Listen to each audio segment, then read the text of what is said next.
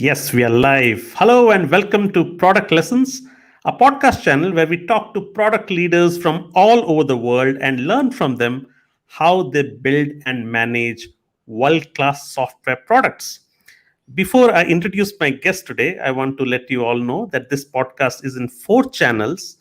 It's available on video on YouTube, audio on Spotify, SoundCloud, and Apple iTunes. The links are mentioned below in the description if you're watching YouTube. Also, if you like these conversations, do consider hitting subscribe. I have some cool guests coming up, including Marty Kagan next month for the second time. Also, hit me on Twitter. It's Product Lessons. I engage more there than any other social media platforms. With that, let me introduce my guest tonight. He is none other than Brad Dunn. He is the Chief Product Officer at Whispir. It's a public company. He's a product management veteran, was head of product growth at Rattled, product director at Ono, head of product at Geop.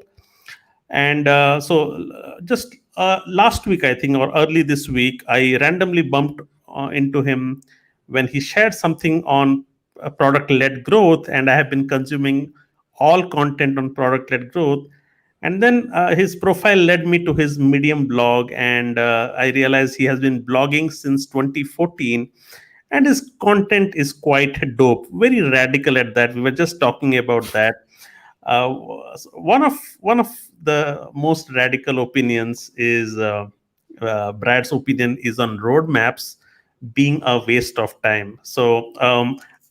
And that grabbed my attention, and I thought I must have him on my podcast and talk. So very pumped for this conversation. So with that, let's welcome Brad. Hello, Brad. Welcome to Product Lessons. How are you doing today? Good, good. Thanks, Ravi, for having me. Yeah, it's lovely to be here. And Brad, I did not talk about your geographic location. So why don't you tell us which part of the world are you from? Yeah, sure. So I live in Melbourne, Australia. But yeah, grew up most of my life in Perth, but I've been out here for about 10 years now. Spent a little bit of time up in Singapore and Hong Kong. Just kind of, but mostly been here now. So yeah, loving it. Nice. So while I was waiting for this podcast to begin, I was scrolling through your profile, and then I began listening to your very eloquently presented 5-year product vision at Whispir, Yep. which is on YouTube, and I found it pretty impressive. However, while I was watching it, while you were presenting a 5-year vision, I felt in an age where technology landscape changes so fast. I mean, how easy or hard it is to envision a future so far ahead. 5 year is a long distant. So what was your process of coming up with this 5-year vision? And you also said on your blog that it's based on blue ocean strategy. Maybe if you can Yeah. shed some light on how did you come and I think it was pretty fast, right? You joined a new organization within a year. It was a new domain and industry for you as well. So what was all the Yep. process all about? Yeah. So Whispir is a for those that don't know, it's like a communications company. So it does some similar things to what a company like Twilio would do. Also, kind of something similar to what a company like Mailchimp would do. So just if you want to send a message under certain sorts of conditions, you can use our system to do it. But Whispir had been around for about 20 years, and we'd spent a lot of time in like crisis communications. We'd done a lot of like marketing use cases. And so because the business had just sort of been around for so long, it had sort of organically just found lots of interesting territories to go after. And so when I started, they really wanted to sharpen up the product and kind of where it was going. So just to give it some clarity around like who the customer was, what the problem is that we were going to solve for. And I had kind of said, look, if we're going to do it, we may as well build a company for the future, like something that's going to last, like a strategy that will kind of last us for sort of 10 years. And so I had a little bit of exposure to this strategy framework called the Blue Ocean strategy, which is basically, it's a way of reducing cost within the business and finding uncontested market space. So What you want to do is you want to reduce certain factors that companies compete on. So it could be price, it could be certain features, it could be how you take it to market. So you reduce certain factors. And then what you do is you increase some and then you invent some. And so we use this strategy framework to kind of find pockets of the market that were like really underserved that could become the differentiators of the future. And for us, that was kind of, basically all of the messaging companies were really focused around how do we get customers to just send a bunch of messages, like, because most of the revenue models were tied around like, a dollar a message kind of thing. But when I went and spoke to customers, they actually didn't really care too much about how many messages they sent. They actually cared whether those messages were effective. So if you think about most email open rates as an example, you send 100 messages and like 2 people will open that thing. Right. If that was a restaurant and you sent 100 meals out to the tables and like 99% of them came back, you wouldn't pat yourself on the back and say, we've done like a really good job. But like the whole communications industry just thinks that's a kind of level of mediocrity that was okay. And I kind of said, like, maybe it shouldn't be. Maybe it should actually be better than that. Right. And I had this whole conversation with Fiona Milne, who's now our head of AI and data. And I said, like, could we solve that? Like, could we actually change that? And what we also wanted to do at the same time was, people are basically incredibly distracted by their phones. It's causing all of this societal problems, especially in like teenagers and things like that. And so I said, well, the thing that would be really great to do is actually reduce down distractions for the public. So we came up with this idea that if we could deliver on these 2 promises, one is to make sure that if you have a really low probability of engaging with the messages, then we'll strip you out of the campaign. So we're actually reducing down the noise for the public, which is good for society, which kind of aligned with the vision for the business originally, which was to change the way the world communicated for the better. And then as an interesting byproduct, we get kind of really high engagement rates. So it means that if you're sending messages outside of the platform. So that's kind of the broad strategy, but the way we came up with it was to use this Blue Ocean strategy framework, which is, it's actually just a book, and anyone can read this thing. And I came across it from these like strategy people that I knew. They said, we use this thing. And that's how we did it, really. But we had to do it quickly because it was sort of just like the timing of it. Like we were doing our annual general report. We were doing like our annual general meeting for the public. So it was just kind of like the timing of it really worked out. Got it.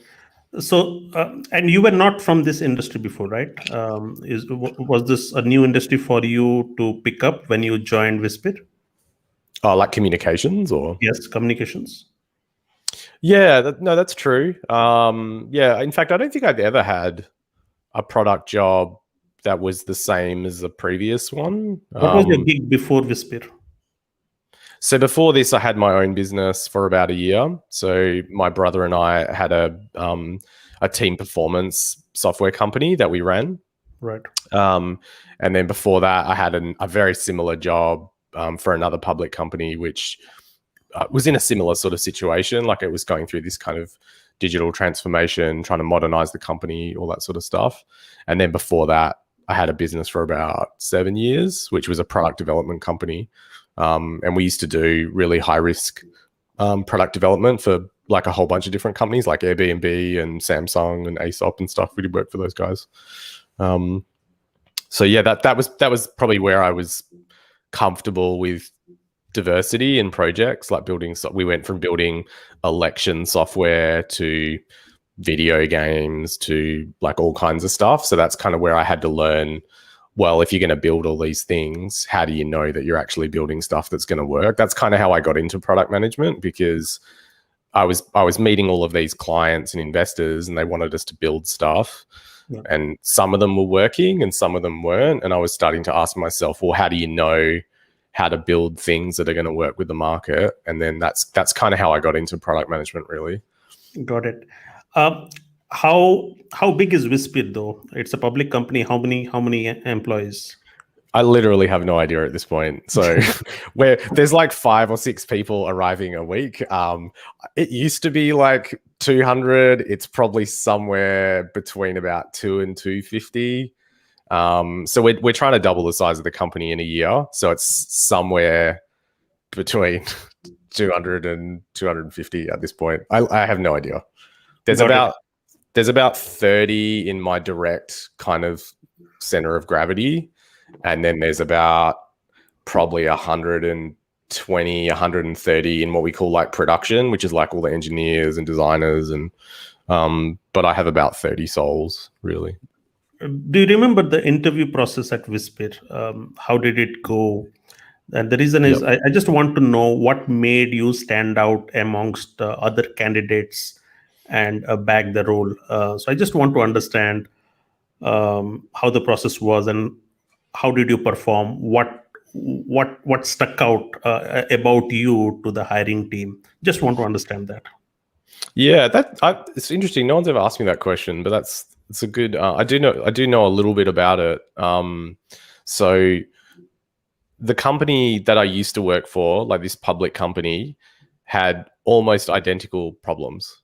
And the chief operating officer at Whispir had met the CEO of that company, and they had just messaged me about it. They had said, "Hey, we've got this job." I wasn't actually looking for a job at the time because I had this business with my brother, but we were kind of thinking about getting out of it. And my brother had some like he was kind of interested in going in this different direction, and so they just kind of reached out and said, "We have this job," and they had a person who was like doing both the chief technology and the product role, which looking back on it, I have no idea how they would have done it. It's so busy at Whispir. So that's kind of how it came up. And they had looked for people sort of all over the world. Like they had looked for people in Europe and Singapore and stuff, and thought about bringing someone out to do it. So it was just kind of like, honestly, a bit of luck and a bit of timing. And I think they probably, like looking back at it, they probably liked certain aspects of my background and my personality. I had lots of experience in like organizational design stuff. So team structures, I had tons of experience like working with culture, like building up stuff like that. And they were kind of interested in those sort of things. So that's probably what did it. But like all these things, I think just a bit of right place and right time. Nice. I mean, obviously, you're being a little modest there. How I'm so amazing. Is that what you want me to say? I'm amazing. So when you join an organization as a chief product officer, especially in a new industry and a domain, you come with a lot of there is a lot of responsibility on your shoulder, right? And then Yep. you also have to prove yourself as fast as possible. And set your credibility as early as possible and stuff like that. So how did you plan your early days at Whispir? So what were your goals? What were your quick wins? What were your first 100-day plan to set yourself for success? Yeah. I don't think I thought about it that methodically. Like I know there's this whole 90-day plan thing that executives do. I probably should have done something like that looking back at it. Initially all I really wanted to do was, we had a big singular team. So we didn't have like cross-functional teams. There were no goals like in the company. Like there was no like goal setting framework. Are you talking about the company in general, or are you talking about the product teams? So the company had some like financial goals, but there was no like top-down hierarchical sort of objective setting framework or anything like that. So it was kind of hard to relate what teams were working on and why. Like you couldn't sort of see that at a glance. And so I did two things when I arrived. So first, I just broke everybody up into small cross-functional teams. We gave every team like a purpose. So we said, you're going to do this, you're going to do that, you're going to do that. And then we set clear OKRs for all of the teams. But how did you, one monolithic team into different teams? How many teams, and what was the logic behind splitting these teams? Yeah, so there was, I think we ended up with 5 teams or 4 teams. And the logic was because I was so new to the space, I just got all the product managers together and I just asked them how do we think, what's the most logical way of cutting up the product? The logic of reducing the team size is, I mean, people often talk about this idea of like 2 pizza teams, which is kind of an Amazon concept. But there is this thing called the Ringleman effect, which is where you get this kind of disproportionate amount of effort as the team sizes grow. So it's like a really linear line. So if you have a team of 4 and you add a 5th person, the individual effort will go down a little bit, and then you add a 6th person and the individual effort goes down a little bit more. And they know this by like doing these tug of war tests where you get, like, if you put one person on a tug of war thing, they'll pull at a certain rate. And if you add a second person, the individuals pull a little bit less. And it's called the Ringleman effect, or sometimes referred to as like social loofing. And so this is why people talk about small teams and why they're really effective. So this isn't like an agile kind of Spotify thing. It's like it's a pretty well studied phenomenon. Now there is a limit. You can go too small. And so what we did is we just tried to make the best concessions we could. And to be honest, like, we've changed the team structures like twice since I've been there. Like we've just done it again. So we've got about 15 teams now, like 14, 15 teams. So that's kind of the atomic unit that we try and surround all the work around. Got it. So I have struggled with the team structuring, and mostly it's easy for the product head to think logically on how to split. Usually it could be customer segments, it could be personas, it could be so there is no standard way to split teams. However, the constraints come on the technology side of things, because that's where there are the entire technical stack is so dependent upon each other. You cannot ideally envision something and split it according to that rationale. So then you have to come up with a trade-off decision, and because there is so much of technical dependencies that the teams are working on the same tech stack. So did you encounter any of these challenges, or was it a clean split for you? All of them, really. Like, the trade-off is like, well, most people think about it. If you have one big team, there's no dependencies because it's all in the team, but you're just getting the dependencies between individuals. So the thing that really works is like really clear service boundaries. Like you need the engineering part of the business to be really clear about who does what and how they do what. So we have this guy called JWB, who's our enterprise architect, and he builds out all of these really clear service boundaries about how the teams interact.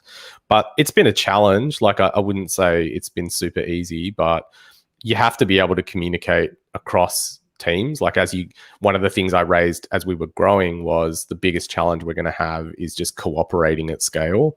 And that's kind of what you're alluding to. It's like, how do you get like 1,000 people to work on one thing? Right. You know, and that's just like a general communication problem. It's a general way of understanding who's responsible for what, who can decide what. You're basically trying to optimize to reduce down as many dependencies as you can. But you're working on pieces of technology. You have to just kind of work out communication systems. So we use service boundaries. We try and get better at communication. We try and synchronize all of the leaders as best we can, but it's definitely a work in progress for us. We're not perfect at it, but I would say we're getting better at it as well. Got it. So first is you set up goal setting and OKRs. So that's what you set up. Yep. Second I'm so over talk. I mean, I used to talk about OKRs so much because the last company we had was like this OKR software company. I'm fascinated that people talk about them as much as they do. I'm genuine. I wrote like a book about it because like, I kept getting asked about it, and I was like, I'm just going to put this stuff in a book and just give the book to people now. But people love talking about OKRs. They love it.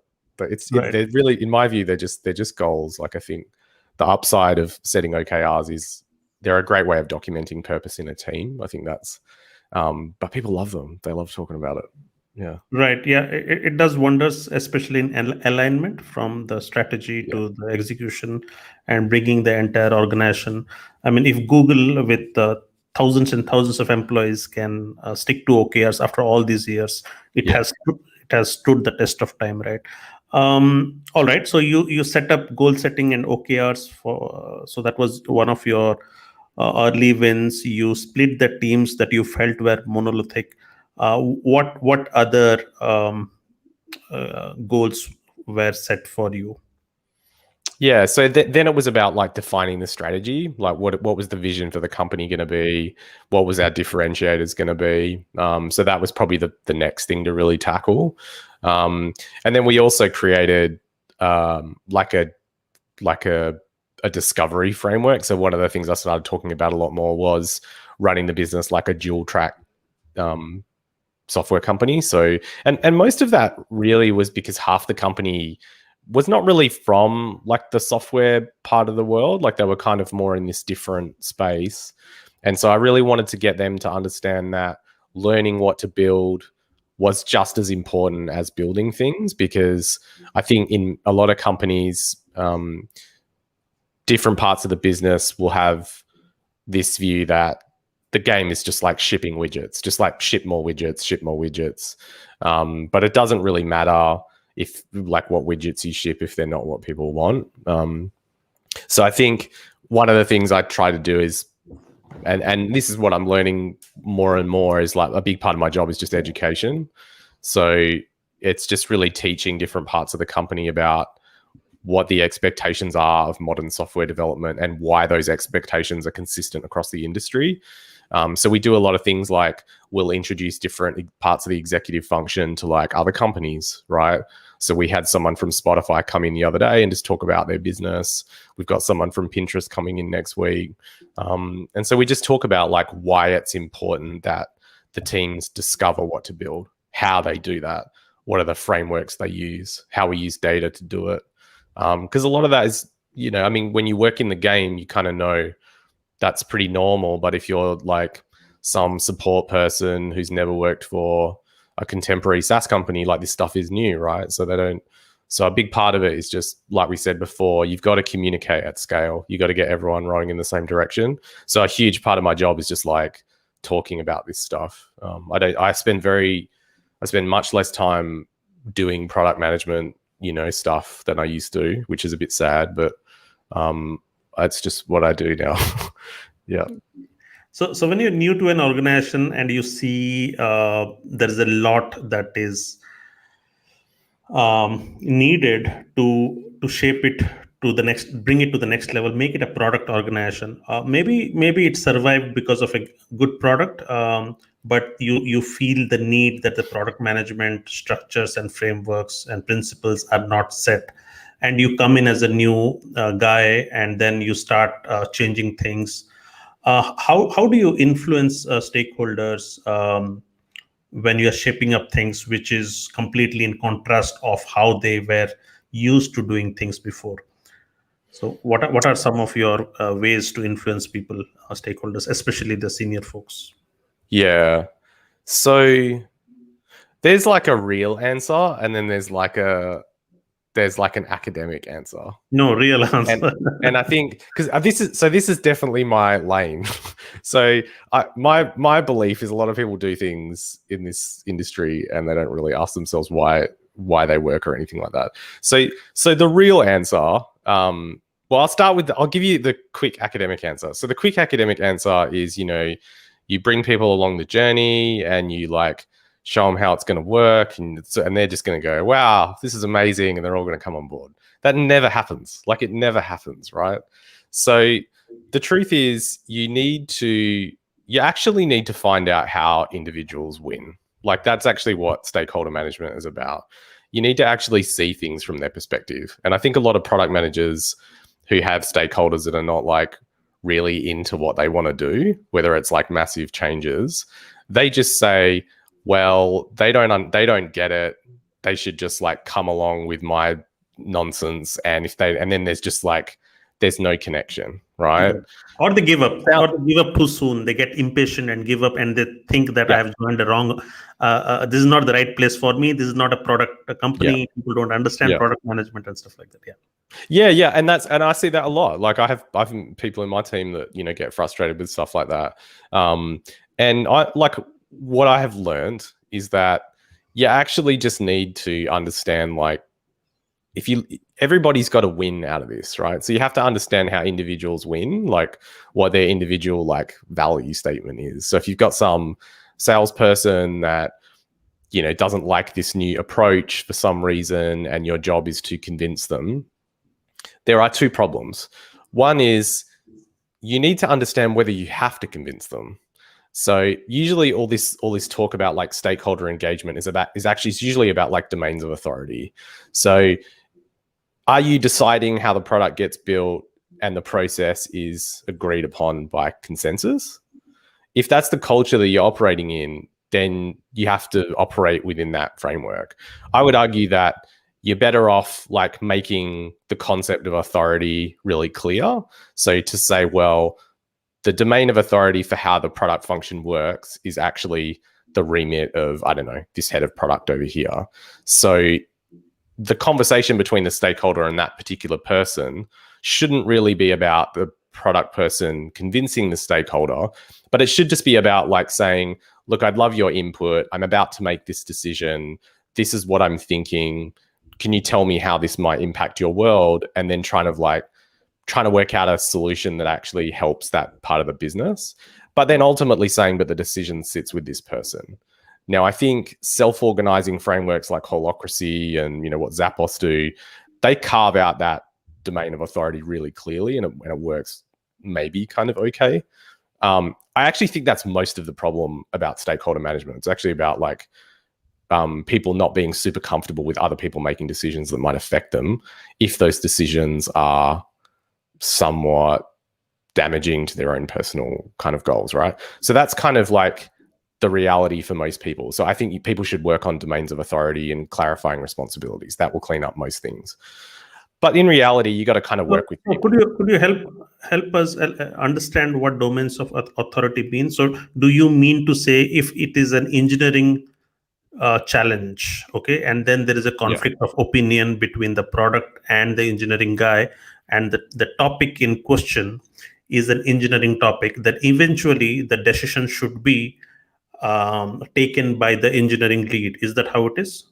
Yeah, so I'll give you an example, and like this is something I do with like my leadership team as well. So like we have these head of product roles, but what I've said to them is like, your job isn't to make decisions about how the product works. Like that's actually not your job. Your job is to coach the product managers and build capability. You're actually not allowed to make decisions about the product. That's outside of your domain of authority. That authority sits within the team.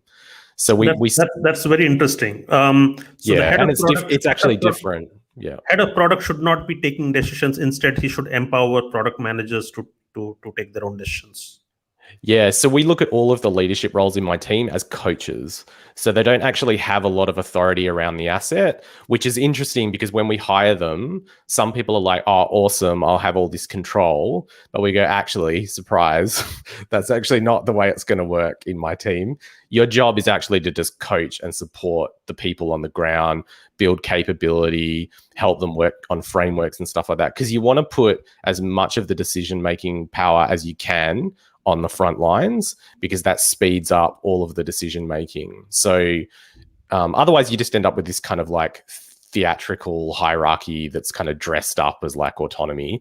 But if you really want to do autonomy well, you've got to put it where the action is. And so I'm really clear about it. And I do the same with designers, right? So one thing I talk to the product managers about is you can't be like the art director on the team. Like you can't just stand over the designer and go, yeah, I like it, it's cute, but don't do it that way. So we say you can argue about it and you can debate it, but in the end, the designer has to wear the responsibility for how the design works. You have to wear the responsibility of what problems you solve, who the customer is, and then the engineers have got to work out how they're going to build it. And everyone's authority is really clean. And so the stakeholder management bit, I think, is kind of part of that problem. But But yeah, genuinely, like you have to listen to people. You can't just like exclude them. I think that's just it's just a bit naive. Like you have to kind of just talk to people and keep the business together. But I don't know. I mean, I think most businesses just have a really difficult time delegating out authority. I think that's kind of where most of the challenges come from, which is sort of why holocracy and stuff talk about it so much. You sit in meetings most of the time trying to convince people, but if you just shut the meeting down and go, whose decision is this? And then you say, hey, Tony, what information do you need from the rest of the group to make this decision? You can speed up the operating rhythm of the company. Got it. How about influencing in high stakes meeting with peers with your peers of different functional heads, getting together on a plan or a strategy, and then they are at loggerheads. And usually I do this podcast because I want to solve my own problems, so I ask experts. Yeah, it's good. So I actually ask my own problems to them. So I have found it very difficult because sometimes what happens is you spend an entire hour or 2 hour discussing on a strategy topic with different functional heads, and then they're all putting forth their ideas. Usually there are a few who are more vociferous, who are more louder, and then their ideas mostly take charge or dominance over a conversation. And I always feel that, eventually what we agree upon is skewed and not always the right decision. All right. So what are your say rules of thumb or frameworks or guidelines to guide high stakes meeting and come up with a decision? Is it consensus based? Is it collaboration based? Because what actually takes my goat is consensus based decision, especially if you're talking a product decision and then there are salespeople in the room, and then you just do a consensus, and whoever says the maximum votes, that decision gets taken. But that does not scale. No. What is your guidelines? What do you do? Yeah, I love this. Is such a good question because everyone has this problem, and we think we've got a really novel approach to it. So you can't do science by consensus, right? You can't do it. You have to basically choose the best decision. That's the trick, right? So how do you do it? I think my dog's trying to get out. So there are lots of reasons. There are lots of problems with this. So first is that the organizational culture and like the climate of the business will be operating in a certain way, and it'll have all this inertia. Like this person's really persuasive, this person's really loud, this person hates this person. So there's all these dynamics that play out. People trying to appease one another to make decisions. This is a terrible way of making decisions. Yeah, you just want to optimize for like what is the right choice all the time. And so what we did is we created this new team called the product intelligence function. And it's got basically two people in it. It's got a strategy person in it, and it's got a PhD neuroscientist in it. And we're going to add a third person to the team. And their whole job is to help us make better choices, pick better markets, better products, better make how to help the teams think more about like what are the best features to build. And so what we do is we think about all of these choices in terms of probability. So there are these 10 options. All we want to do is pick the option that has the highest probability of reaching our objectives. Now, the way most product managers talk about this stuff is they go, well, there's this impact and complexity matrix, and this one's here, and we use this RICE framework, and then all the stakeholders go, yeah, fuck all that, not interested in it. I kind of want this one because my client wants it. That's usually what happens. That's usually what happens. Or my region.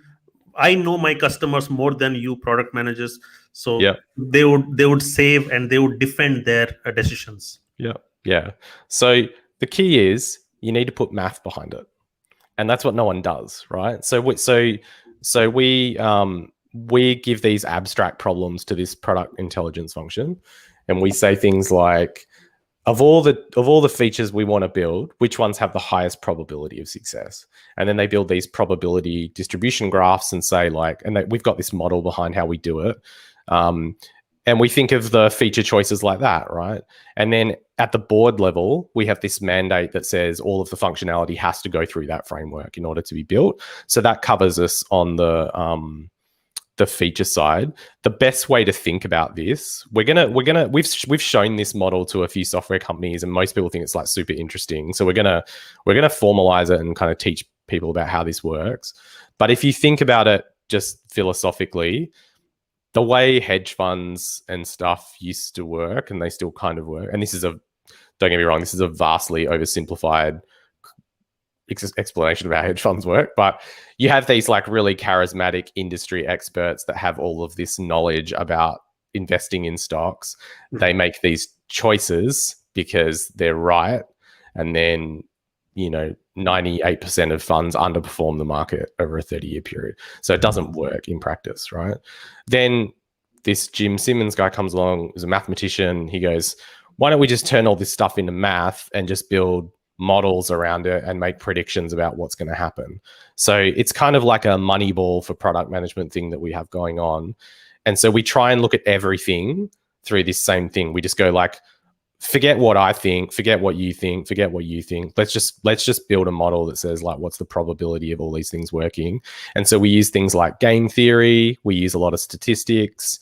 We just try and run everything by the math. And usually when members of my team come up to me and say, we want to do this thing, I just say like, just put together a plan and show me the probability of this like reaching the objective. Because that's kind of it. Then it keeps everybody honest if you're just thinking about that.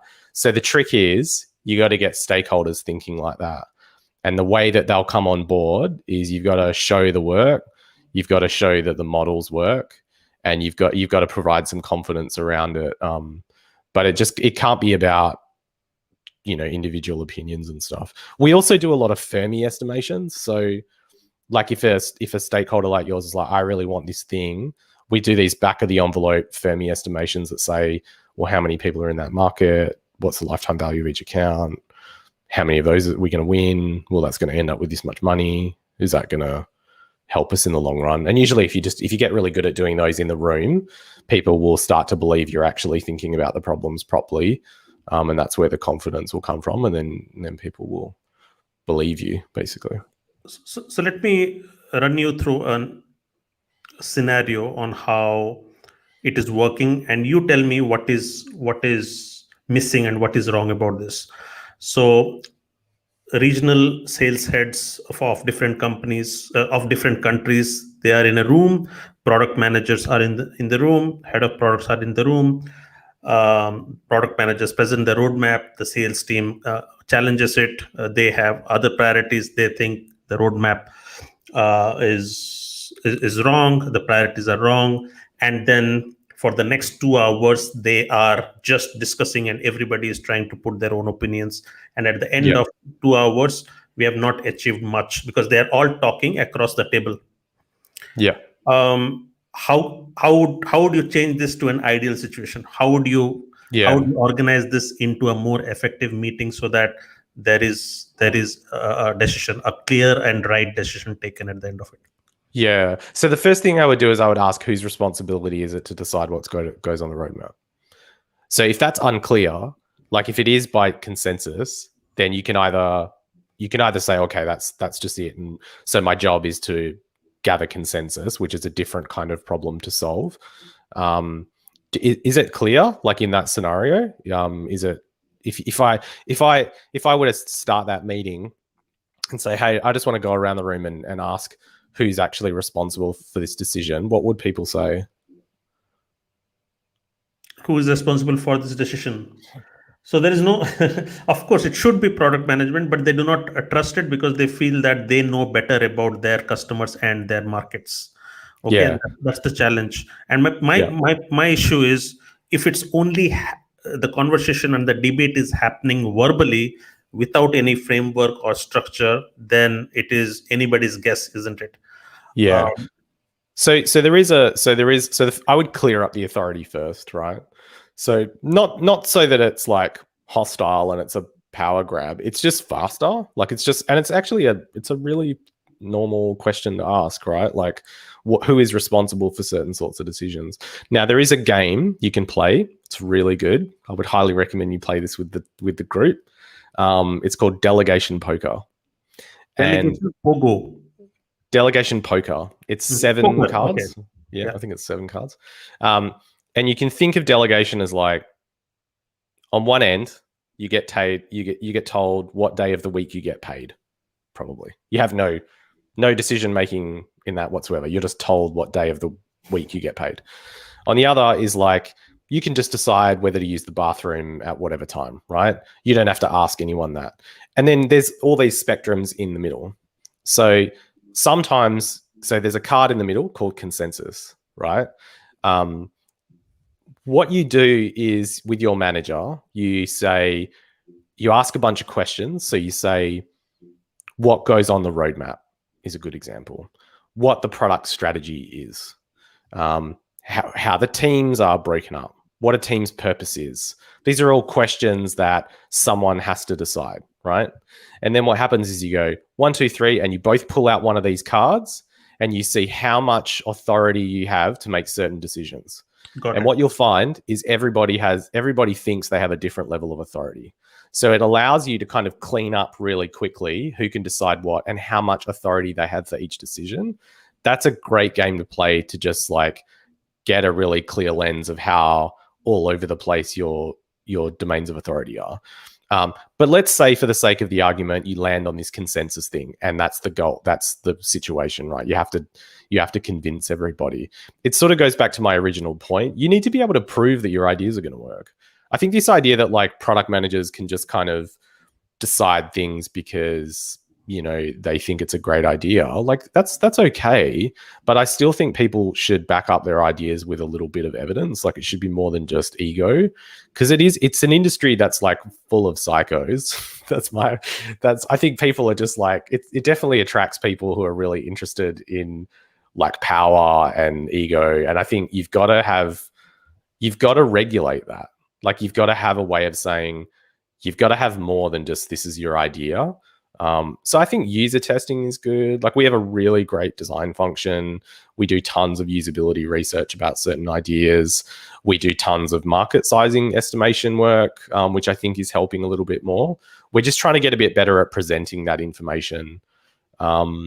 That's probably something we're still getting better at. But just think of everything in terms of probabilities. Like, of all the choices, which ones have the highest probability of reaching your objectives, and provide evidence that supports that. I think most people are pretty comfortable with that. If you don't have objectives, you're in trouble, because then everyone optimizes for different things, right? The sales guy's like, well, my objective is $50 million in Munich, but the product team's objective is an NPS score of 25. So his choices are really about his motivations.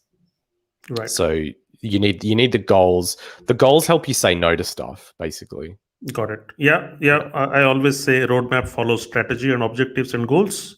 Yeah. So if you're challenging the roadmap, then you should start with objectives and goals and strategy. Cool. That was amazing. And actually, I always admire Amazon's culture and the way they have scaled. They have this culture of high velocity decision making. They have a culture of disagree and commit. So, I mean, of course, not at all consensus based, but you know what? If there is a decision is at loggerheads, then the person with authority for the domain takes it in spite of not having support, and says, hey, since we do not have an agreement, do you still want to bet on me, and say disagree and commit, so that for the larger purpose of the team or the organization. So that has worked for Amazon. Excellent. Yeah, so this was your first 100 day. I just wanted to know how you set yourself up for success. That was good. I also wanted to understand, you are a writer, so you have been a prolific writer, and how has the writing helped you become a better product leader? And also, while taking decisions, what I've also felt that when you create one page PowerPoints for complex decisions, I feel a lot of these details and nuances gets missed, and that's why Amazon has this culture of writing narratives for so that there's no way you write a 5 pager on a certain complex topic and not clarify or clear your thinking. Do you believe writing helps for product managers to make better decisions as well? I don't know if I'd agree with that. Like, I think writing, because it's been such a big part of my life for so long, like I'd be biased to say all product managers should be great writers. I think that's not going to be helpful advice. But I do think they need to be good communicators. Maybe writing's not their thing. You need to be able to communicate things, complex ideas simply. You need to be able to communicate to different kinds of people. And I think that does help with a lot of the stuff we've talked about in terms of stakeholder management as well. So like I travel up and down the organizational stack all day long. Like I'll go and talk to investors and the board, and then I'll go and talk to like junior developers about stuff. And you have to be able to have different kinds of conversations at varying altitudes. For me, like I think writing has been it's a really good outlet. It's pretty selfish. Like I do it because I'm trying to work through some idea, or we're trying to invent some kind of new way of doing things, and I'm trying to like test it with the public. Like I'll be like, we're kind of doing this thing, and I'll get like tons of people either reach out and say, yeah, this is like totally true, like none of this works, you're right about this, or they'll say, actually, you're like totally wrong and this is why you're wrong. So it's a good way for me to like test ideas with the public. But I've always done it. Like it's kind of why I moved to Melbourne, to be honest. Like when I first got here, one of the big things was I wanted to start writing more. So most of my friends, my first group of friends that all moved to Melbourne were all authors and writers and things like that. So that's kind of how I came out here, really. So my question is, when there is a complex topic, especially on an initiative that you want to invest or not, would 5 bullet points on a PowerPoint, would you prioritize that over writing 3 pager explaining what that initiative is, why you want to invest on that? Because I see two schools of thoughts, and I'm a writer, so I like expansive writing. I like narrative structure, because I think while writing that you clarify your thinking, and you cannot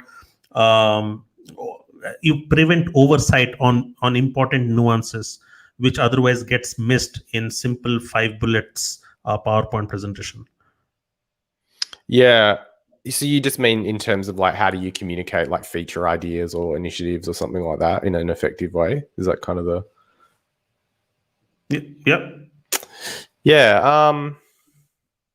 Look, we've actually just been through this process, so it's kind of like somewhat fresh in my mind. The way we did it, so the way we showed, we try and not communicate too much feature level stuff. We try and think about everything at the initiative level, because as soon as you start saying we're going to build like these widgets, then people just always assume that those widgets are going to be a good idea. This is kind of why I think roadmaps are mostly a waste of time, or release plans technically. So I think when you're trying to communicate things at an initiative level, like we want to improve the customer experience. So that's what I mean by like maybe an initiative. Yeah. When we communicate those, we have some rationale around why we've picked that initiative. Right. So, but we are evolving that a little bit. So the pricing strategy person, Abby, so she came from a finance background, and she had some really interesting things to say around like how you value initiatives. So we use things like economic value. Right. We also use this thing called this McKinsey 3 Horizons thing, which is like, for Horizon those that 1, haven't... Horizon 2, Horizon 3. Yeah. Yeah. So, and this is kind of pretty new for us. So there's a bunch of initiatives in Horizon 1, which is like your core business, core offering. Right. Horizon 2 is like business building, stuff for the future. Right. And Horizon 3 is like really speculative. But we look at how we would value those initiatives in each horizon differently. So Horizon 1 stuff is like stopping churn, cash in the bank, that sort of stuff. Horizon 2 is some different kind of financial metrics because it's like future profits and things like that. So we don't we don't position all initiatives in the same way. We position them differently depending on which horizon they're in. But generally speaking, we say, this is what problem it's going to solve. This is what objective it's going to help with. And here's how we value it. And here's when it'll be done. And here's what the value metric we're going to track all along is. So for customer, if it's improving customer experience, it might be, we'll know it's done when our activation rate or our retention rate reaches X. And the value metric we're going to track and report on week to week is going to be like NPS or something like that. That's how we would do it. So let's double tap on that a bit, since the topic of today's conversation is why roadmaps are waste of time, which became quite your article became quite viral. So help us understand, if not roadmaps, then how do you ship value to the world, to your customers? So I should say I wrote that a long time ago. I did get a lot of people did reach out to me about it, yeah. Okay, some people have their opinions changed? Has it evolved over time, or? I think it's become more solidified. Frankly, I was thinking about this week. Like I've just never authentically met anybody who has said, we've created this really long-term roadmap and stuck to it. I've never met anybody in this business that has done that. That's my observation. Like, I think it's great that people do them. I think plans are really interesting, but I've never met a single company that has said, here is like a bunch of features for the next 6 months. And then if you measure at the end of 6 months, the probability of 100% of that stuff going live is not quite zero, but it's pretty close. So that's my observation, which tells me that they don't work, right? Now, I should caveat this and say, one of the big criticisms people made about that article was that I was talking about release plans versus roadmaps, which is technically true. So when you think about roadmaps, if you think about them at like the thematic level or the objective level, it's much more authentic to do them. And we do them, like we do these like thematic based roadmaps, which are like, you know, in the first quarter, we want to improve customer experience. But if you say in the first quarter, we're going to build single sign-on with Okta or something, and then after that, we're going to like reduce three sign-up fields to 2, you want to let the teams be able to iterate on that stuff, like in the moment. I think that's kind of the problem. And so things change. What's the fundamental problem that you see there? So your problem is we might slip on the deadlines, right? On the timelines. Is that the biggest problem? For like feature-based roadmaps? Right. Well, my main problem is that you're actually removing any sense of like iterative development out of the process, right? So let's say that let's say you're Instagram or whatever, right? And you go, right, the next thing we're going to build is this, like, we're going to put video in the remember when video came out? Like, it was all photos and then they added video to the mix. So they go, okay, we're going to launch the video feature in Instagram. And then when we're done on that, we're going to do payments. We're going to do payments straight after it. But let's say you launch the video feature and it doesn't quite work. It's not quite working for the customer. You know, it's not quite landing. What you would want to do is you would want to launch it. You would want to go talk to a bunch of customers about it. And let's say your objective is to get 30% of Instagram users using the video feature. Like, that's your OKR, right? You launch it. You've got like 2% of the customer base using it. You want the team to be able to go, well, what can we change? Like, we can see all this data coming in from Mixpanel or whatever. Oh, we can see this little nugget of information from the usability research. Oh, if we just change this thing, we can get it like out to market next week, get customers using it. And then you're actually getting through these like iteration cycles, because it's like 30% of your ideas will fail on average. And of the ones that succeed, you'll need 3 to 4 iterations before they work. That's true. If you're just shipping stuff like one to the other, you'll just end up with all this junk in the platform. And the long-term roadmaps, in my view, what they do is they encourage you to just go from feature to feature. So what I would suggest is, like, you want to have these initiative levels where you can say, this is what we're planning. And then you just have these kind of like, you basically want to come in every week and just go like, well, what's happening with the customers? What could we change? What could we fix? And I think that's what you want to encourage. That's what people mean when they say we want to be an agile company. Whereas when you have these really long-term rigid plans, you're basically assuming that you can, look into this crystal ball and see what's going to be important in 3 months. And if I just look at what happens, like if I take all this opinion out the window and I go, maybe I'm wrong, maybe I'm crazy. If you just go and talk to product managers all over the world and you go, have you ever made a long-term feature roadmap and stuck to it? Nobody will say yes. So long term, definitely not. Okay, long term is okay. Usually, I'm a believer of having short term, mid term, and a long term set of directional vision of your product, and then have something concrete and much more granular for the next quarter or two. Yeah. Because and also my context is B2B. B2C, I completely agree that we can build whatever we see contextually right at that given point. But in B2B, there is a sales team that is driving business. There are some business goals that they are looking at for their geographies and stuff like that. So they need some kind of assurance of what we can deliver at least for the next 2 quarters, because they are having conversations with the customers. Does it fit? Does your logic fit to B2B context as well?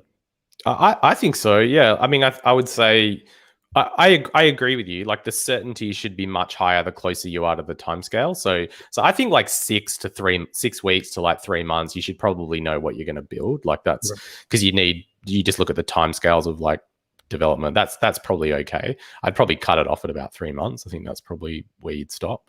But I think in terms of like the sales teams are, talking about things to customers. I mean, I would argue that the product team should be doing that. Like the product team should be doing, like talking to customers about what's coming on the roadmap, talking about why they want to do it. I think that's totally normal. If you're using the roadmap as a tool to compensate for a product that's not working, which is what a lot of sales teams do, that's a different problem, right? So, and that's often that's actually often what happens. So usually when you a promise, a rosy promise of a roadmap is actually a proxy for the actual lack of a good product, isn't it? Yeah, I think that's actually the problem in 90% of the cases. I understand it. I totally get it. People sell what they can, right? And I think that's totally normal. But I also think customers are not stupid. And I think in my experience, if you're really authentic with customers and you say, these are the problems we're working on, this is when I think these things will happen. It might change. Like we just publish our roadmap. So we publish it in 3-month increments. So if you go to like roadmap.whispir.com, you can see everything we're working on. You publish it to the public, you mean? Yeah. I see. And then every time, so we kind of plan our work in these sort of 10-week increments. And so every 10 weeks, we update the public-facing roadmap. And if customers ask me like what's happening, I say, look, we can almost guarantee you that in 10 weeks, the probability of all that stuff going live is like 80% or something like that. Okay, so you publish a runway of 10 weeks to your customers, to the public, is it? Yeah. Not beyond that. Nah, so we just keep it at 10 weeks because that was our planning cycles. We would plan in 10-week increments, so we kept it. It's sort of neat. Like we'd get everyone in production together for 3 days, and we would plan the next 10 weeks of work. We'd synchronize all of the teams together, and then the product marketing teams would recut the roadmap and publish it externally. And that's kind of how we do it. But I will go and meet with customers and talk to them about what we're doing in longer term scales. But I'm just genuinely really honest about it. I just say like, this is what I think we'll do. It might change. I don't bullshit them. I just tell them, and they appreciate it. And the good thing about our roadmap, like we use this tool called Product Board, and it has this neat feature where if customers go in and say, yeah, that feature is really important to me, when we launch it, we can actually circle back and update the customers and say, hey, your feedback directly contributed to this and it's live now. And so that's pretty helpful in terms of closing the loop. Got it. So help us understand, how do you decide what to build? So you said six week cycle. I understand your roadmap. I understand, Yeah. but how do you? What's the source of your decisions on what to build? Good question. So we, yeah, it's a great question. Generally speaking, I just kind of leave it up to the teams. Like I try not to get too involved in terms of the functionality. They all have different ways of doing it, frankly. Like they're all pretty different. They have like different discovery mechanisms. We use in terms of a consistent process, we have this big list of things that the teams will go through in order to capture like the ideas. So we look at the data that's coming in from the platform. If you maybe the best way to think about it is there's two streams of like input. One is like the iterations on the thing that we already have, or new things. And they probably approach those things pretty differently. So the iterative stuff is more like feedback from different teams internally, stuff that's coming in from like full story or mixed panel. So like the quantitative and qualitative data sets, the usability studies, that kind of stuff. Just talking to customers, generally speaking. And then what will happen is we'll go through these kind of probability models for, and to be clear, the reason we do that is because if you just put things on an impact and complexity matrix and get the team around it to decide, we have usually more than one objective. So the impact dimension changes a lot. So we use the product intelligence team to do these distribution models, which create a kind of multi-dimensional impact score. Sounds a bit complicated, but it's visualized pretty simply. So that's kind of part of it. For new stuff, we tend to use this thing called the circles framework. We should anyway. We sort of do, which is actually part of our job interview process. And it's a really, really simple way of just getting from I have no idea what to do to we should do this in about 15 minutes. You can do it. But So those are the two things we use a lot. Yeah.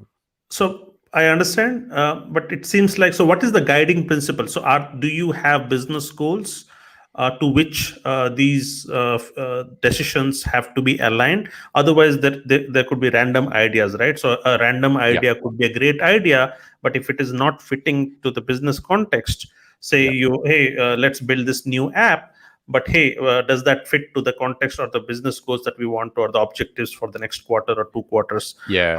How do you align with the larger business goals? Yeah. So everything should be aligned to the key result. So that's the single thing we're trying to optimize for. So if the key result changes, then we'll change what we're going to build. So if the goal is we want to grow our customer base in North America, as an example, so we're like a messaging company, right? So we can send messages on things like WhatsApp and SMS and email. If the objective is to win more customers in Asia, we'll probably pursue channels like WeChat and Line and Viber and stuff like that. In North America, the channels are different. It's like Facebook Messenger, Apple Business Chat. Those are much more like relevant in North America. So it depends what the goal is, right? Like if we're going to optimize for one thing, we'll typically do that. We try and look at everything through the probability of reaching those objectives. Got it. And do you have a concept of MVP to ship? For new stuff and kind of pre-existing stuff. So we try and keep everything that we're building under about 10 weeks. That's not true of everything, but we generally try and think, how do we get the smallest piece of technology out to market that has like enough value in it? It basically has to meet these four things. It has to be desirable, like people have got to really want this thing. It's got to be viable, like for the business, for everybody. It's got to be usable, so the designers have got to convert it into something that customers can adopt without much human intervention. And it's got to be feasible for the engineers to build in a reasonable amount of time. So usually they have to meet that criteria, and we actually have thresholds for all of those spelled out. So it's not just like, I think it's desirable. It's like, no, it has to meet this set of criteria. So what do you mean by thresholds? So for like feasibility, for example, whether something is considered feasible or not to build, it's not considered feasible if it has to be built in a technology stack we're actively depreciating. Got it. So there's about 5 or 6 different sorts of criteria for the feasibility stuff. Right. We wouldn't build it on if we didn't have the technology, like we wouldn't build something in Golang because we don't have any engineers that know how to code in Golang. We would consider that infeasible.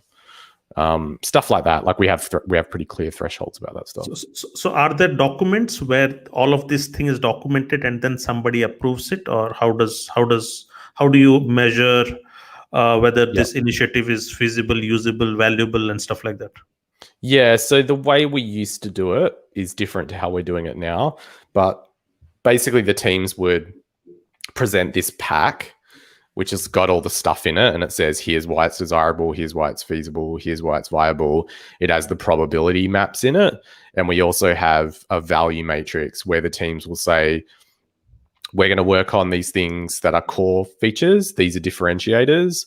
These are add-ons. And this is just like non-customer value stuff. So they present the work in a couple of different ways. They show the work on a hill chart, which is like how much we really understand this work.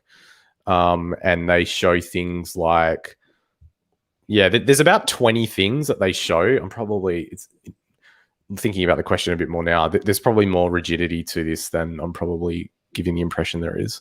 But they just present the work in different ways and with all this kind of supporting information. In the end, like back to this domain of authority thing, like the decision sits with them. Like I don't really make choices on their behalf. The product directors can't do that either.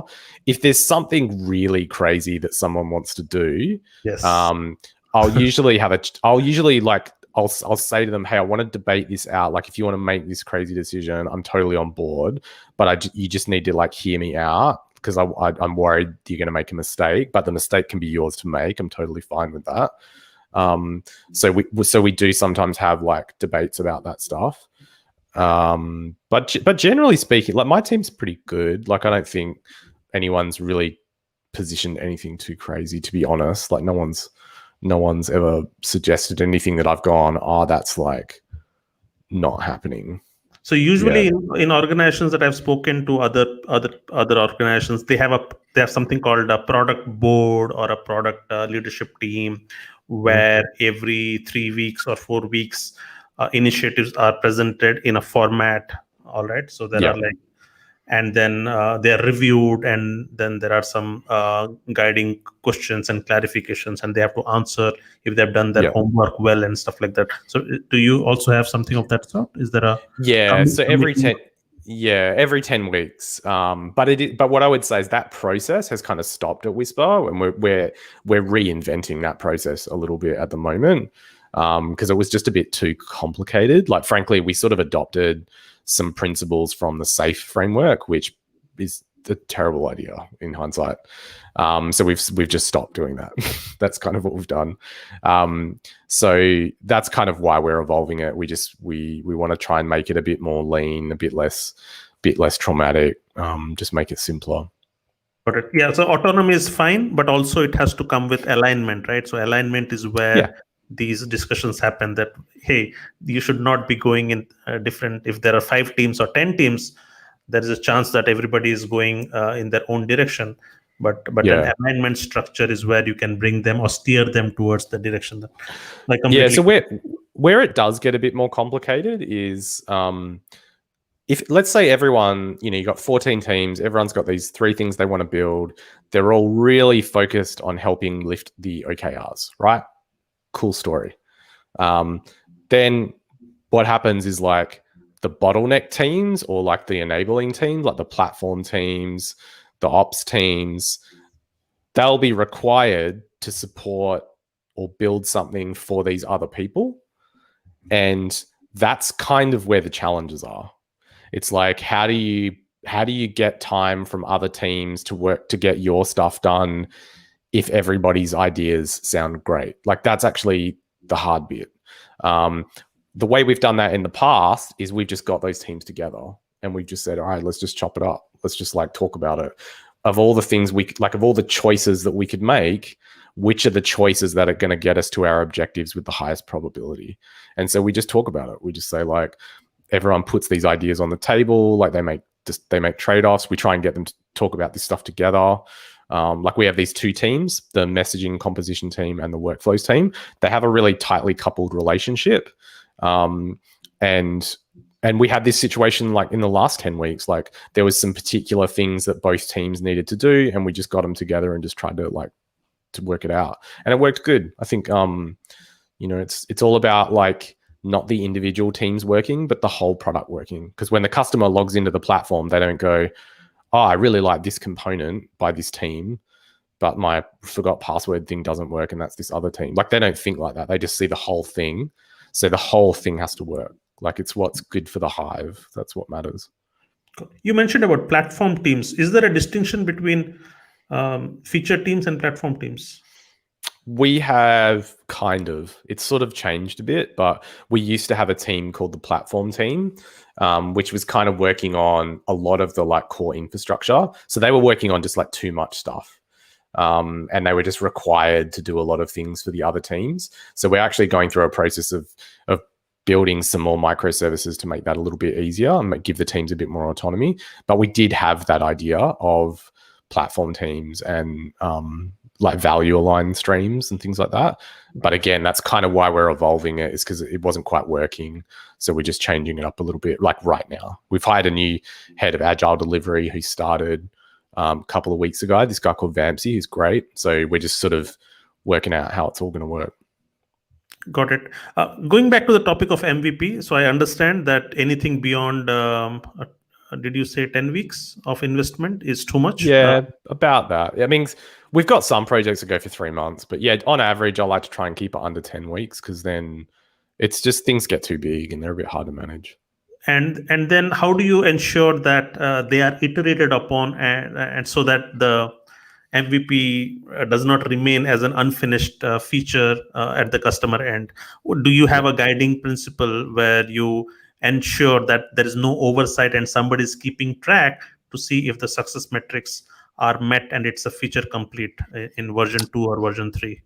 Yeah, I don't think we do a great job of this, but it is something I keep talking about. Hopefully it'll just materialize into reality. But we're trying to do that more. Like that's what I'd say. We're trying to get, it's also why I try and talk about things at the initiative level. We try and get a lot of data out of the platform. We try and get the teams to go out and talk to customers. We try and get them to think in more iterative cycles.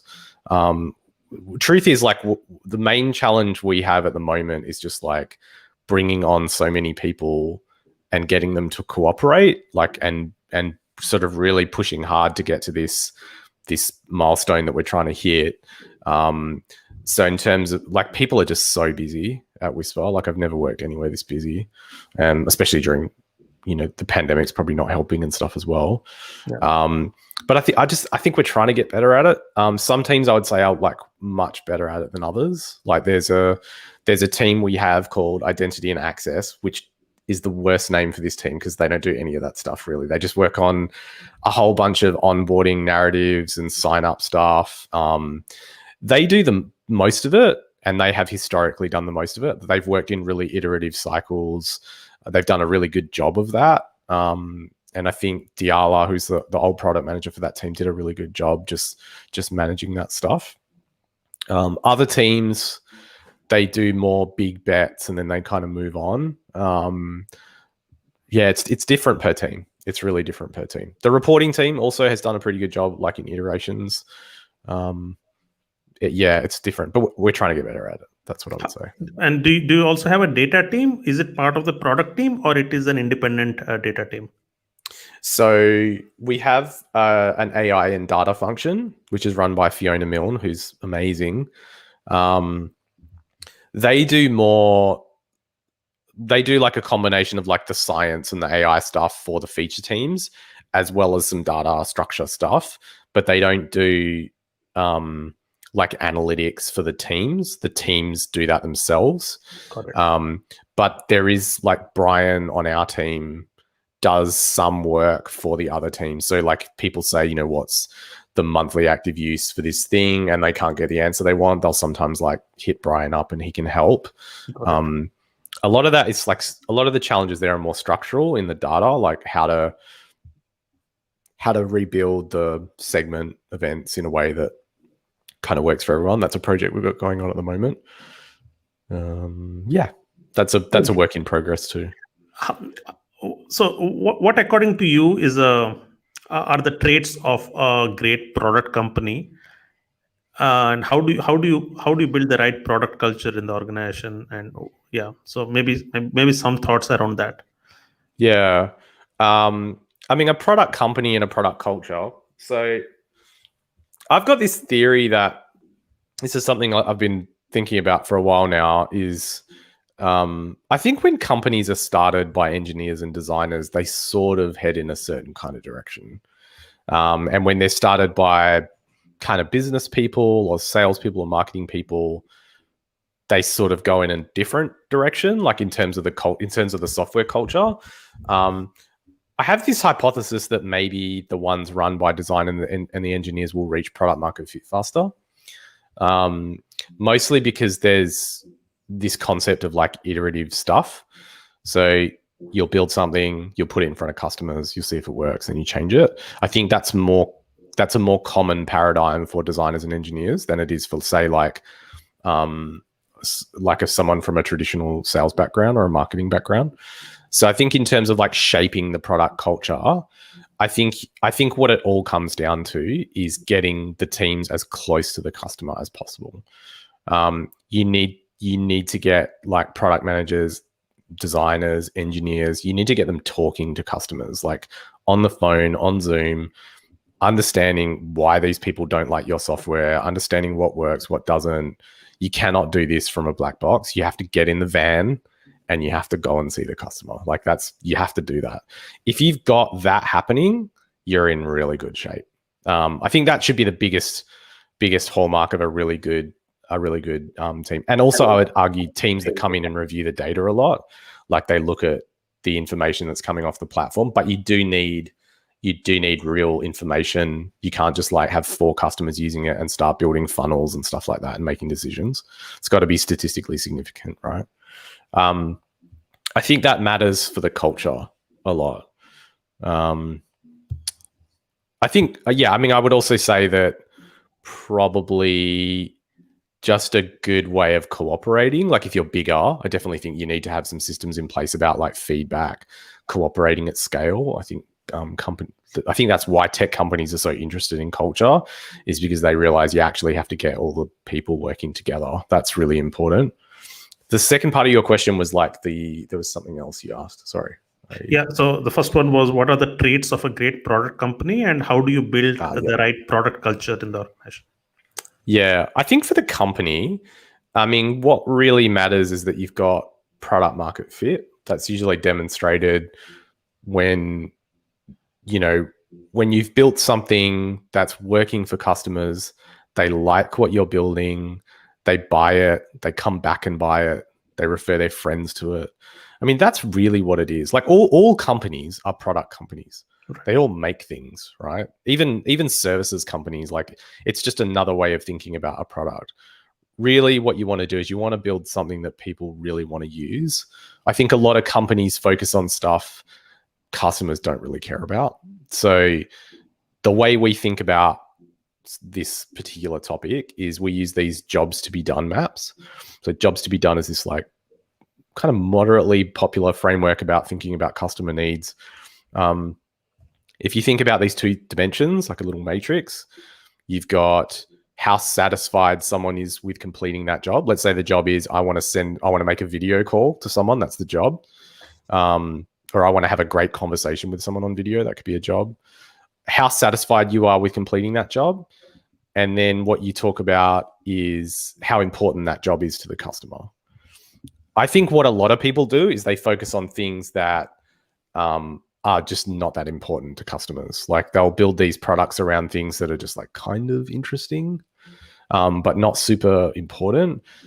if you focus in that bottom right-hand corner of that matrix, things that are really important but underserved by the market, and you can convert that into a product someone loves, you'll make so much money. Like you won't know what to do with it. And I think that's what good companies do. The only way you find that information out is if you go and talk to customers.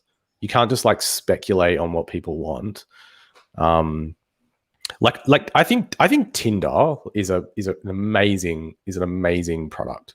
Like I don't actually use it, but if you think about conceptually what they did, there was this company, there were all these dating app companies like eHarmony that was like focused on, well, what people really want is they want to find someone that has really similar interests.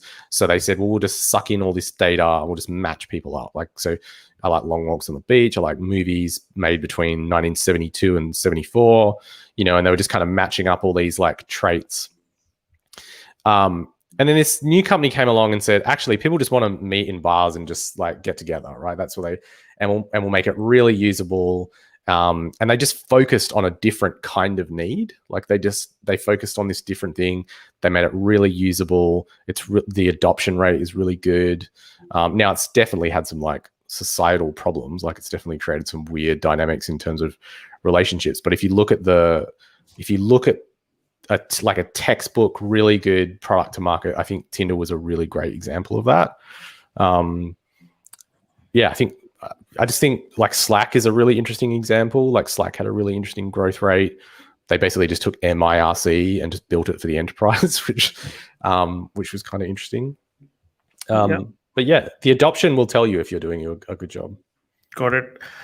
So in general, I picked up one of your old blogs, and you wrote about so this is not a product company, but what's a great company to work for. And you said that, let me read it verbatim. It says, I also knew that if we really wanted to build a great company, we had to create the kind of company people didn't just want to work for, but create the kind of place people wanted to be from. Yeah. To do that, we would have to solve problems our competition could not. That's what gets people up every day, solving hard problems that make a difference in the world around them. I really like this bit that you wrote about. Well, to be fair, I stole the first half of that bit from Paddy McCord at Netflix. So shout out to Paddy. Okay. Because that's what they did. They just said, like, what if she asked the CEO at the time, she was like, what if this was just a really great place to be from? And that requires you to do really ambitious stuff. And that's what we wanted to do at Whispir. Especially, we decided we wanted the AI practice at Whispir to be really world-class. So if you came from the business at Whispir, you had really amazing backgrounds in machine learning and artificial intelligence and stuff. That's what we wanted to do.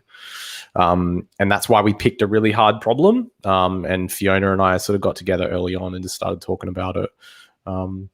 So that's kind of how we did that. We wanted to make that part of our DNA. And I'm lucky in the sense that like our CEO is a really interested person in innovation. Like he wants that to be a big part of the business. He loves what we're doing in the machine learning space. So we've got a lot of support just kind of top down to do that stuff. I think we're lucky in that sense. Like we've got kind of some room to run there, but I don't know. It's like an evolving place to work. It's very hard, but it's definitely worth it. Got it. I just have last two questions, maybe three. I'm also being mindful of the time here. That's all right. We can do it. So with a demanding job like this, where you have a big team to manage, you have to ensure that you are hitting the vision and clarifying the vision for the organization. It can suck all your time and energy, but still, you seem to be somebody who is who's well read. You find time to write. So I'm just curious to know what your information diet is. How do you consume content? How do you stay relevant? How do you stay sharp with your product jobs, as they say? So maybe some light on that would be helpful.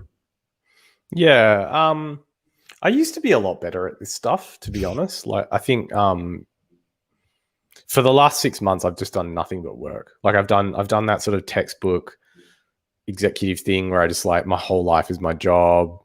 I'll go to the office at like 6 in the morning and just start working and stuff. A big part of that is just like the pandemic. There's just nothing else to do. So I just and I love working. Like I love it. I love working. that's part of the problem. I cannot switch it off. This is the first. I've actually. But what's the engine? What's What's the fuel behind loving to work? Is it I that you have no found a idea. mission? I have no idea. I have no idea. I could probably guess. They're probably more just personality traits. I also think like running my own businesses and things like that, I think has probably just made me think of everything as if it's my own company, which just creates this like real intensity. But in a more normal world, like my information diet, I tend to, a bit like you, like I tend to seek the advice of people for problems I have. Like I tend to get a lot of my information from people I know, like people I trust, people in the industry. I work with like an organizational psychologist on culture stuff as well, which is pretty cool. I have a really good executive coach called Sean Carroll, who's really great. I try and read as much as I can. I used to read, sort of 60 books a year. Now I barely get through like probably 10 a year. So reading used to be my primary source of information. But yeah, I reach out to people I know that have done a really great job. I think also I don't involve myself in a lot of product management stuff, to be totally honest. Like I don't go to product management conferences. Even when the world was operating normally, I didn't go to meetups. I didn't do anything like that. I tend to subscribe to this like there was this there's this rapper I know, not I know, but I know of this guy. And he said, he grew up in Boston, and he said, I had to make this choice. Like all these other musicians were like going to clubs and listening to music all the time. And he goes, I had to make a choice. I could either be a fan or a professional, and I chose to be a professional. And I kind of do the same. Like I know a lot of people that like talk about product management, but I just don't have the time. Like I would rather do the work and then just spend the rest of my time like reading or, like talking to friends and stuff. I don't spend a lot of time just like, kind of going to meetups and stuff. But to be honest, like it's mostly because I just don't have any time. But I think but I like to write. Like that's kind of always been a bit of an outlet for me. Got it. No, I had a similar conversation with Puneet Soni. He was an executive in Google, and then he was the chief product officer at Flipkart, the largest e-commerce giant in India. He's now building his own startup. So he said that, you know what, I have enough of product management in my day job. I need to do something else to get my sanity. And he says that no, in his free time he reads fiction. He chills out. He said, my day job sucks out of me, and I get all my knowledge while at work in practice. So that's how it is. So you also mentioned I spend most of my time like reading physics books, to be honest. Like I want to spend as little time talking about software outside of my day job as I can. Yeah, I'm way more interested in sort of science than I am spending my personal time talking about prioritization frameworks and stuff. Yeah. I get that. I get that. But you know what? I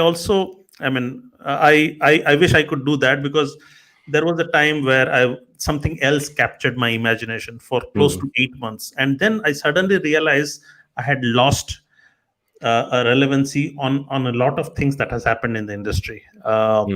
And it's like, if you're not relevant, especially in head of product roles where the entire organization depends upon you, and you have to show your influence, and you do that. Like my strength is I am great at frameworks.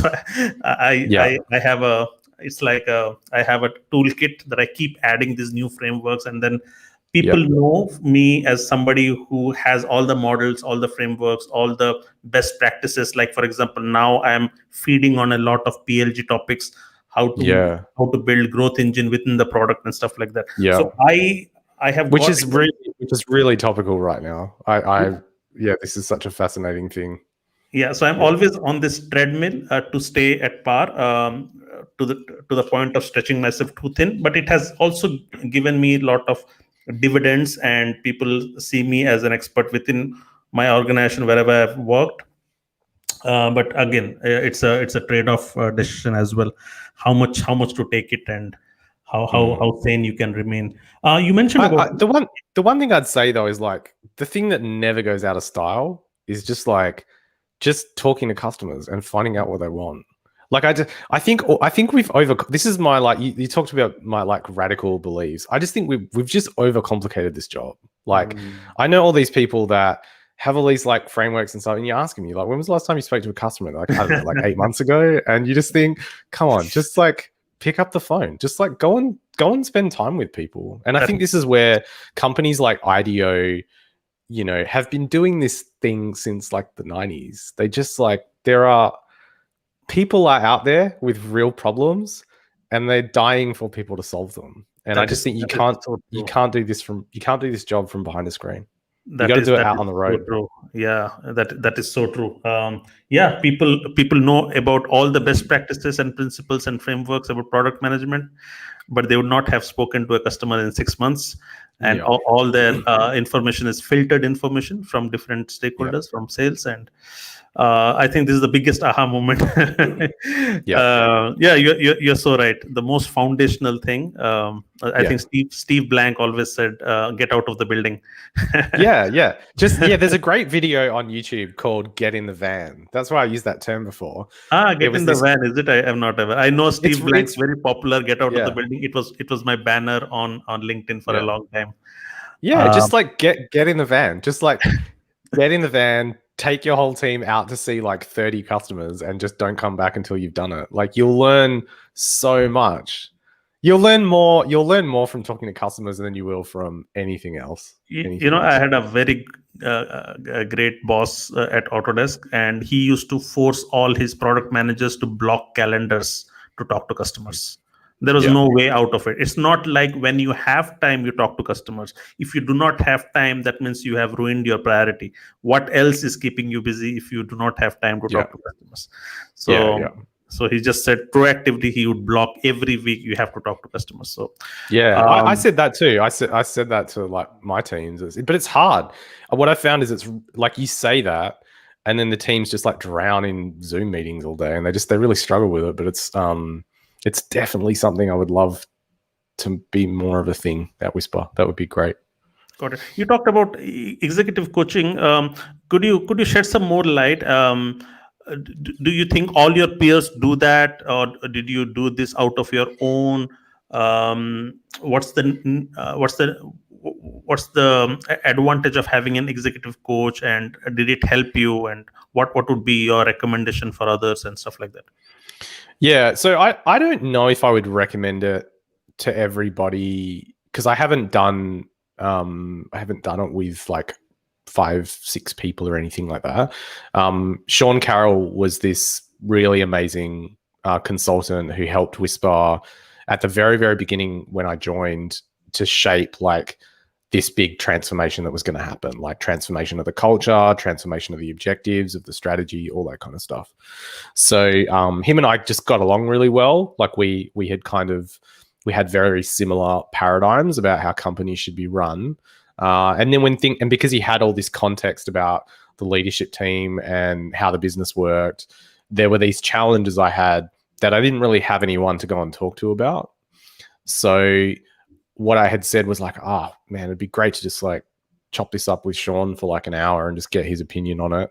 And so that's what I do. Like that's basically what happens. I just get into some bind and I'm like, I don't know how to make this work. I don't know how to like resolve this particular problem.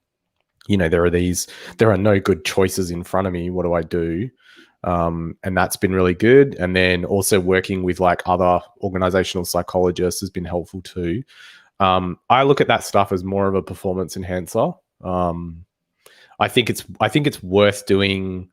Like one of my product managers, Nick Byrne, he used to be the CEO of this like crypto company. He's amazing, by the way. And he's a massive believer in it. Like he thinks it's really helpful. the more people I speak to say it's helpful. I think it's a good idea, but I think coaches can be a bit like mushrooms. Like some are good, some might kill you, some are a little toxic. I think you got to be pretty careful about who you. There's a lot of shamans out there, and there's a lot of people that don't have a lot of experience being coaches. I know a couple of them, and I think you need people that actually know what they're doing. Yeah, exactly. I mean, otherwise, why would you pick? So I have, if I like somebody really good after a good conversation, I just tell them to become, and I proactively offer them something in exchange. But you know what? They find it transactional. So maybe I send them books, I give them gift cards or Amazon. So for that relationship, because I really benefit. I mean, after one conversation, I just get to know what's the depth of that person is. So like last time, my last guest was Jens, and I was blown away by his wisdom. Especially, I'll just maybe I'll connect you with him. You should talk to him. Yeah, sure. He's chief product officer of a company which is YC backed, from Microsoft. Pretty young guy, but far too wise for his age. And he has similar thoughts as you. He writes exhaustively. He has a blog which is very. He's a prolific writer. And he said that his writing has improved his clarity of thought. And again, he's not a frameworks guy. I mean, if the world is going in one direction, he would go in completely other direction. So we'd probably get along like a house. Yes. I was just thinking that there are so many commonalities. So you both are radical in your thoughts. You both write well. I think you will get along. You must watch his video. I just at one point of time I just stopped and I said, your words are like music to my ears. So I just almost had a fan moment there. All right, great. I will end with asking you a few book recommendations. Maybe I know you are an avid reader. Of course, you have slowed down, but still, you're doing well with like 15 books a year now, which is not bad. So some book recommendation that may have shaped your product philosophy and that you would recommend other product leaders to read. I'll try and recommend things that, because everyone's just going to say you should go and read Inspired and you should go and read these 5 books that everyone's. Muddy Kagan has enough book recommendations at this point, I'm sure. So I'll try and recommend stuff that other people won't suggest, because I think that's probably more useful. I think there's a lot of parallels between management and product management. And I think one of the best books I've read that just talks about contemporary ways to run companies is a book called Reinventing Organizations by Frederic Laloux. This is a book about holacracy, no?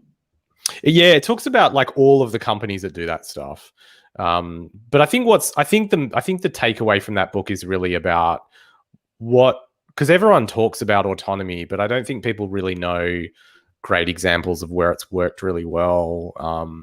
How those changes have materialized for customers at the other end. And I think that is, like, I gave that book to people like my boss when I started. I said, this is my thing. this is my worldview. So like, if you're not on board with this stuff, it's going to be a challenge. Because what you said about autonomy in your team is also felt more radical, where you said that, you know what, I don't have any say in the decision, and it's not my job. It's their job. I only empower them. Yeah, and that's I'm paying them to do it, so I may as well let them do it. So did this book influence you in a major way towards that? I think not so much. Like we when we had our business, like in 2010, we had read a little bit about holacracy at that time, and we had tried to introduce some of those ideas, and so we learned a little bit about what Zappos was doing. We learned a little bit about self-management, and we tried to adopt that stuff. But I think that particular book does a really good job of explaining what it's all about. I think that's one good book. The second is a book called The Shallows: What the Internet is Doing to Our Brains. I think if people are really honest about it in the technology space, we may have done a little bit more damage to society than people are willing to admit. I'm starting to wonder whether the technology sector may be like the tobacco industry of our time. And I think recent Netflix documentary. No, I think it was called The Social Yeah. Network, something of that sort. Yeah. Yeah. I think it may not happen this year, but I think people in this industry are going to have a bit of a wake-up call about the kinds of implications we're having on future generations and how we're designing these machines. And I think The Shallows is a really amazing book. A lot of the people in that documentary, so like Kathy O'Neill wrote a great book called Weapons of Mass Destruction, which is about how algorithms go off the rails. And but The Shallows is really interesting because it's kind of like a neurological book. So it talks about the neuroscience of what the internet is, kind of how it's changing the way we converse. It talks a lot about why people don't read as many books as they used to. That really informed a lot of the way I thought about just kind of what we're doing at Whispir. And I had this chat with a friend of mine the other day who said, we talk about viable, usable, desirable, feasible stuff.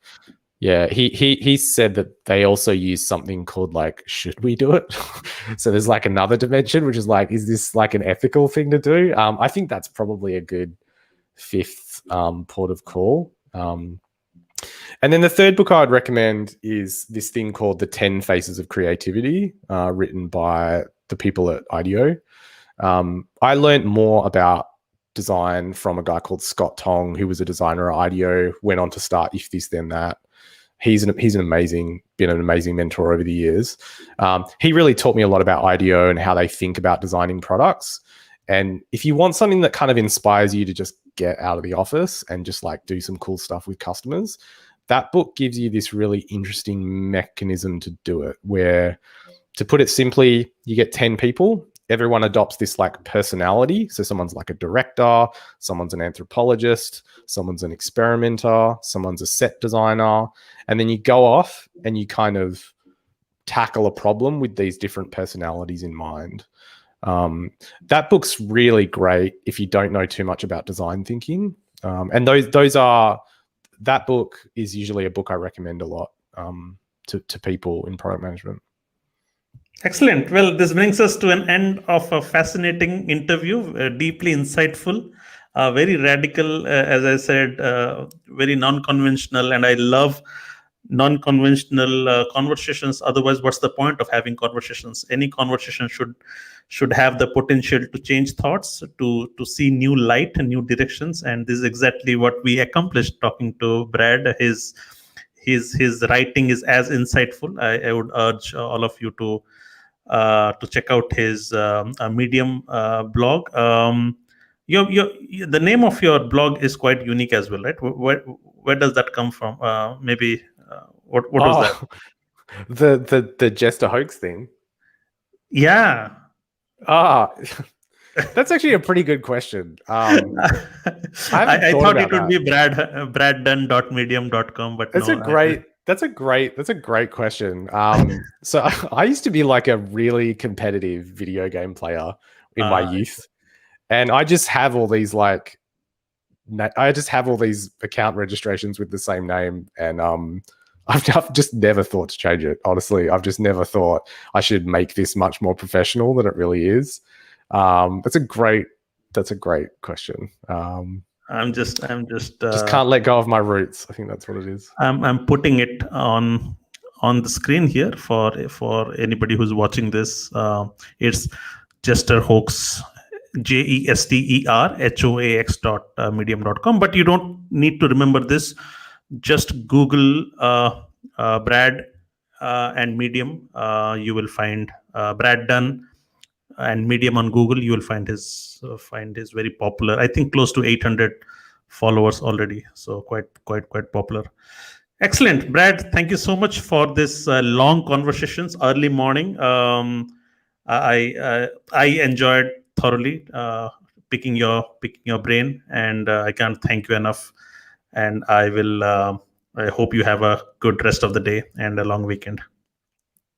Cool. Thanks very much.